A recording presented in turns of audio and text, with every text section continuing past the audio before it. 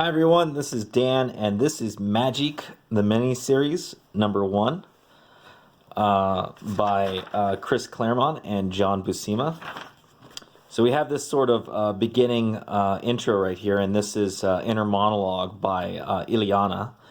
And this, I believe, occurs, I think it's like right before New Mutants #12 or 13. And this is sort of an introduction to her situation. She's the younger sister of Peter again, and she spent half her lifetime on Earth and half of them in hell. And this is great right here. I am Illyana Rasputin, humanity's savior, or the means of its eternal damnation. Pretty freaking crazy. So in the last one, Uncanny X-Men 160, Illyana basically grows like 7 years. And what happens is she actually gets trapped in Limbo, and time works differently in Limbo, and because of that, she's aged 7 years in Limbo. So this is pretty crazy. So this is art by John Buscema. The inks are by Tom Palmer. So Tom Palmer did the inks on the Star Wars series I did before. John Buscema, really famous old school Marvel guy. He actually did the book How to Draw the Marvel Way. Great book, by the way. Fantastic book. So here you have the X-Men again, and this is a recap of 160. They're trying to escape. Younger Storm is casting a spell to get them out of Limbo or out of hell from this guy, Belasco. Older Storm is trying to hold off this horde. And Belasco manages to get a hold of Illyana and take her. And during this time, Older Storm, the X-Men get warped. It only passes like a minute in the X-Men's world, but we're going to see that this miniseries is going to go over what happened over the 7 years that Illyana has lived in Limbo. Storm confronts Belasco, and Belasco basically takes out Illyana's soul and binds it to himself, right, and opens up the darkness inside her. Basically, transplants the demonic power that he has into her. And here he gets the one of the 5 bloodstones and puts it into the amulet. This is very important for later on. And he serves the elder gods, and that's who he's trying to bring into the world by getting all 5 bloodstones. Storm attempts to confront her, but she's no match for Belasco. And the only thing that stops her is Kitty. So in X-Men 160, it's shown that Wolverine and Colossus are both killed, and Nightcrawler becomes a slave to Belasco, but you don't really figure out what happens to Kitty. And she appears here. She's in this pretty wild-ass costume right here. Got the really tight leotard and the ninja stars and the katana. She's basically become a Ninja Kitty. And she kind of turns the tables on Belasco, and right before she can cut him, he disappears. And then her and Storm kind of go over what's gone on. Kitty's now a lot more violent in this realm. Storm transports Illyana to her refuge, which is a really beautiful sort of ecosphere that she controls. And her and Kitty go over what went wrong. All of the X-Men were killed. Kitty was kind of cursed, as you'll see in a later part of the issue. During this time, Storm tries to go over into Illyana's mind to try to stop the corruption that Belasco has created inside her, but it's already too late.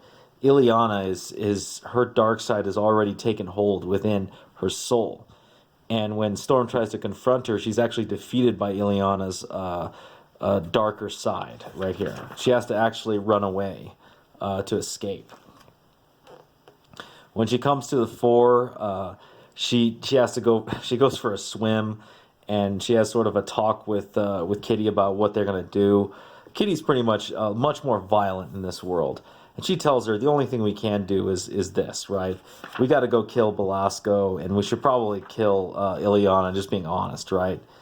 And and then when Storm says, "Kitten, how could you believe that of me?" Kitty reveals what happened to her. She's become like a cat, like a true cat. She's been cursed by Belasco in this realm. And this is a really crazy story in a way because you're sort of seeing the X-Men are dead. Storm is an old woman, haggard and jaded and corrupted. Kitty's basically been ruined, transformed into a monster. It's a crazy sort of alter reality without necessarily ruining the X-Men timeline. Very, very cool. Super, super cool story. So this begins sort of Storm's kind of training of Illyana.